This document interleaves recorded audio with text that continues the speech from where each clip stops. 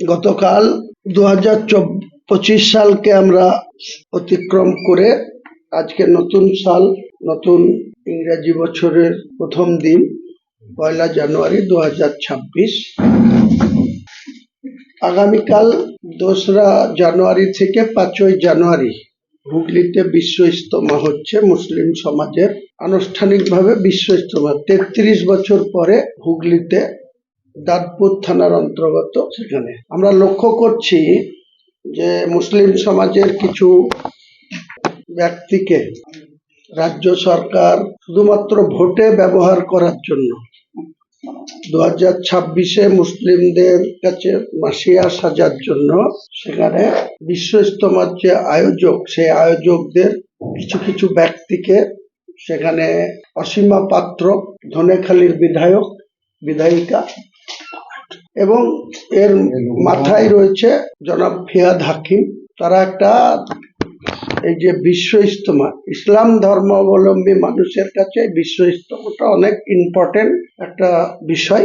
যেটা বিশ্ব ইজতেমা মানে শুধু ইন্ডিয়ায় হবে, হুগলিতে হবে বা হাওড়ার বাঁকড়ায় হয়েছিল এর আগে, এটাই বিষয় না। বিশ্ব ইজতেমা মানে হচ্ছে যতগুলা মুসলিম কান্ট্রি আছে, এই যে এখানে 2 তারিখ থেকে 5 তারিখে যেটা দোয়া করার পর শেষ হবে, সেখানে সিদ্ধান্ত হয় নেক্সট কবে বিশ্ব ইজতেমা কোন দেশে হবে, কোন স্থানে হবে। আশ্চর্যজনক ভাবে আমি গতকালকে ওই বিশ্ব ইজতেমা স্থানে সেখানকার কিছু আয়োজকদের ক্ষুদ্র অংশের ইনভাইটে আমি সেখানে গেছিলাম। আমি ডায়াসে যাওয়ার কথাও না, আমি ডায়াসে যাওয়ার চেষ্টাও করিনি।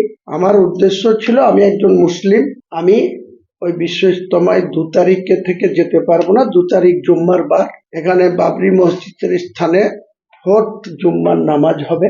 এখানে ফার্স্ট জুম্মাতে লক্ষাধিক মানুষ হয়েছিল, সেকেন্ড জুম্মাতে 2 লক্ষর উপর মানুষ হয়েছিল, থার্ড জুম্মাতেও 1.5 থেকে 2 লক্ষ মানুষ হয়েছিল। চতুর্থ জুম্মায় আগামীকাল কত মানুষ হবে সেটা কাল সময় কথা বলবে। কিন্তু দুঃখের বিষয়, কালকে যখন ওখানে পৌঁছাই, কিছু দাঁতপুর থানার ওই হাই রোড, যেটা জিটি রোড, সেই দিক দিয়ে আমি যাই বর্ধমান হয়ে, ওখানে গিয়ে যখন পৌঁছাই তখন সাংবাদিক বন্ধুরা আমাকে গাড়ির কাছে এসে বলেন যে আপনার সঙ্গে আমাদের কিছু কথা আছে। নিশ্চয়ই নামতে বলেন, নামি।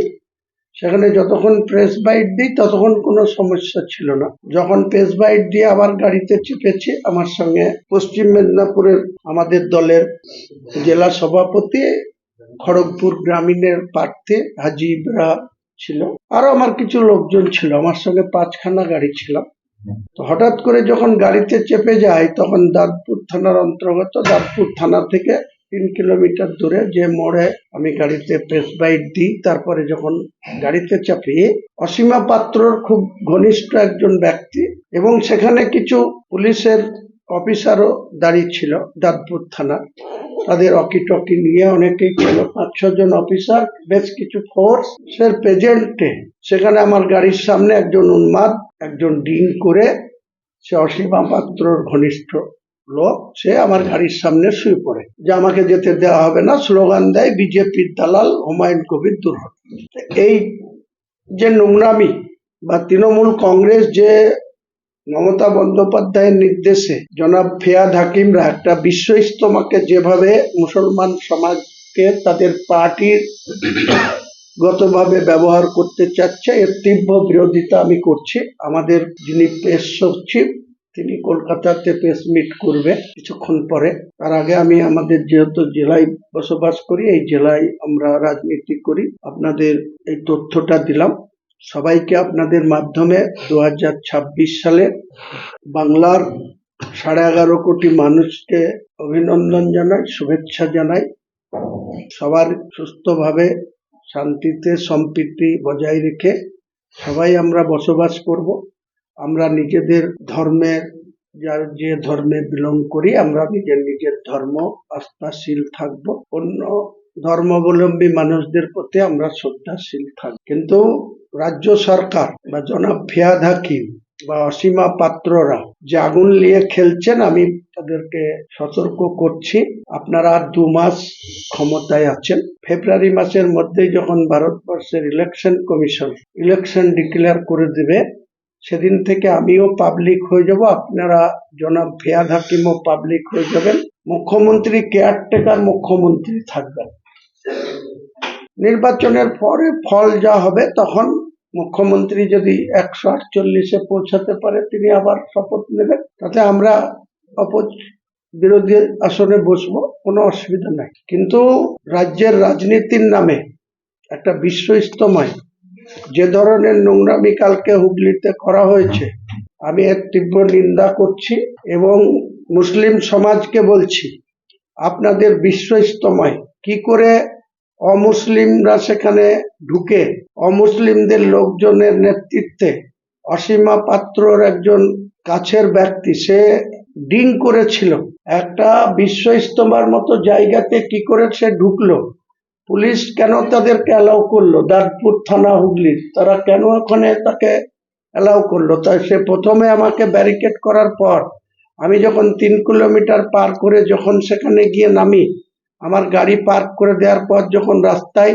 অগণিত সাধারণ মানুষ আমার দিকে আসে হ্যান্ডশেক করার জন্য, তারা আমার সঙ্গে মিলতে আসে, সেই সময় সেই ব্যক্তি আবার ওখানে গিয়ে আমাকে গো ব্যাক স্লোগান দেয় এবং বিজেপির দালাল আখ্যা দেয়। আমিও তার দিকে তেড়ে গেছিলাম, সেখানে একটা বিরাট অঘটন ঘটতে পারত, তার জন্য কিন্তু রাজ্যের এই বর্তমান সরকারই দায়ী থাকতো।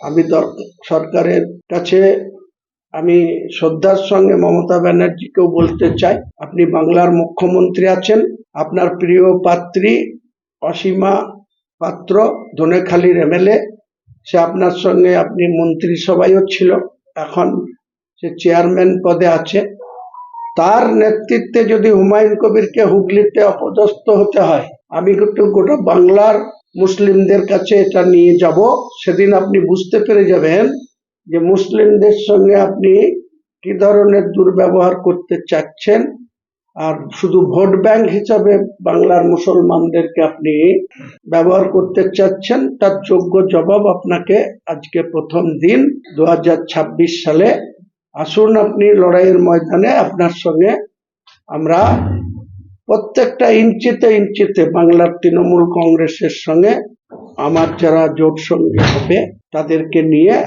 আমি আপনাদের সঙ্গে রাজনৈতিক লড়াই নামবো, কোনো ব্যক্তিগত লড়াই নয়।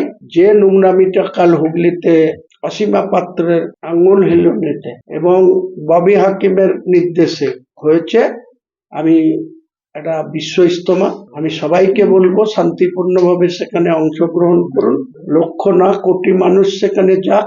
দূর থেকেই আমার কালকে যে নামাজ পড়তে দেওয়া হয়নি, এটা মুসলিম সমাজের কাছে আগামী দিনে আমি প্রত্যেকটা জনসভায় তুলে ধরবো যে মুসলমান সমাজের নামাজ পড়ার অধিকারে কেউ হস্তক্ষেপ করার কোনো জায়গাতে কেউ করতে পারে কিনা। আর সেখানে অমুসলিমদের পক্ষ থেকে নেতৃত্ব দেওয়া হচ্ছে, পুলিশ প্রশাসন দাঁতপুর থানা নির্বিকার থেকেছে। এই হচ্ছে মমতা ব্যানার্জির প্রশাসনের আচরণ। আগামী দিনে বাংলার মুসলমান 4,26,00,000 মুসলমানের কাছে আমি আগামী দিনে আজকে 1 জানুয়ারি 2026 গোটা নির্বাচন প্রক্রিয়ার টাইমটা, কালকের এই ঘটনা আমি মানুষের কাছে নিয়ে যাব, মানুষের কাছে তুলে ধরবো, দেখব অসীমা পাত্র আর মমতা ব্যানার্জি আপনারা মুসলমান সমাজের কাছে কতটা গুরুত্ব কতদিন পেতে পারেন বা কতদিন। আর অসীমা পাত্র সেখানকার মুসলিমদের ভোট তোমার বিরুদ্ধে কি করে যায়, আমি ওই হুগলিতেই তোমার ধনেখালি বিধানসভাতেই আমি আগামী 1 মাসের মধ্যে যে মিটিং করব, তোমার ক্ষমতা থাকে তুমি আটকে নিও, এটা আমার চ্যালেঞ্জ থাকলো। হুগলিতে ধনেখালি বিধানসভার ওই দাঁতপুর থানা এলাকাতেই আমি গিয়ে মিটিং করে দেখাবো, কে আমাকে রোখে সেটা আমি দেখব। কালকে শুধু নামাজের বিষয় ছিল, তার জন্য আমি সেখান থেকে চলে এসেছি নামাজ না পড়ে, আমাকে নামাজ পড়তে বাধা দেওয়া হয়েছে, আমার গাড়ির সামনে বসে শুয়ে পড়া হয়েছে, তারপরে আমাকে গো ব্যাক বিজেপির দালাল আখ্যা দেওয়া হয়েছে। মমতা ব্যানার্জি আপনি অটল বিহারী বাজপেয়ীর মন্ত্রিসভায় থাকবেন, আপনি অটল বিহারী বাজপেয়ীকে ডেকে এনে আপনার মা গায়ত্রী দেবীকে প্রণাম করাবেন, আপনি নিজে অটল বিহারী বাজপেয়ীর পায়ে হাত দিয়ে প্রণাম করবেন, আপনি আরএসএস এর নেতা মোহন ভাগবতকে বাংলায় নিয়ে এসে 15 দিন অতিথিশালায় আদর যত্ন করবেন। 558টা যেদিন ক্ষমতায় এসেছিলেন, আরএসএস এর শাখা অফিস ছিল বাংলায়। আপনার নেতৃত্বে 14 বছরে 12,000 হিন্দুদের শাখা অফিস হয়েছে আরএসএস এর। আর মুসলিমদের সঙ্গে আপনি এই আচরণ করবেন, এর জন্য আপনাকে চরম খেসারত দিতে হবে। আমি হুমায়ুন কবির বাংলার মুসলমানদের কাছে আপনার আসল চরিত্রের কথা 3 মাস ধরে মুসলিম সমাজের কাছে আপনার এই চরিত্র, আপনার এই দ্বিচারিতার জবাব আমরা দেওয়ার জন্য প্রস্তুত আছি, প্রস্তুত থাকবো। আর ধনেখালীর এমএলএ অসীমা পাত্র, আপনার ক্ষমতা থাকলে আপনি আমাকে আটকে নেবেন। আপনার ধনেখালীতেই আমি ব্রিগেডের সবার আগেই ধনেখালীতে গিয়ে আমি সভা করে আপনার এই কালকের যে দুর্ব্যবহার তার জবাব আমি দিয়ে আসবো। আপনাকে যে এই যে কালকের যে অনুষ্ঠানে গিয়েছিলেন, আপনাকে এবং আমি কবে যাব সেটা আমার ব্যাপার। 2 তারিখ থেকে 5 তারিখ হবে। অনেক লোক আগে থেকে যাচ্ছে, আমিও সেরকম আমার 2 তারিখে যেতে পারবো না, তাই আমি সেখানে নামাজ পড়ার জন্য গিয়েছি। মুসলমান সমাজের যে কোনো জায়গায়, যে কোনো মসজিদে যে কোনো ব্যক্তি নামাজ পড়তে ঢুকতে পারে, তার জন্য কেউ তাকে বাধা দেওয়ার কোনো অধিকার কারণ নেই। সেখানে আমি গেছি, আমি আমার গাড়িতে আছি, আমার গাড়ির সামনে লোক শুয়ে গেছে। সেখানে 5-7 জন পুলিশ অফিসার অকিটকি নিয়ে দাঁড়িয়ে আছে, তারা তাদের কোনো ভূমিকা নেই।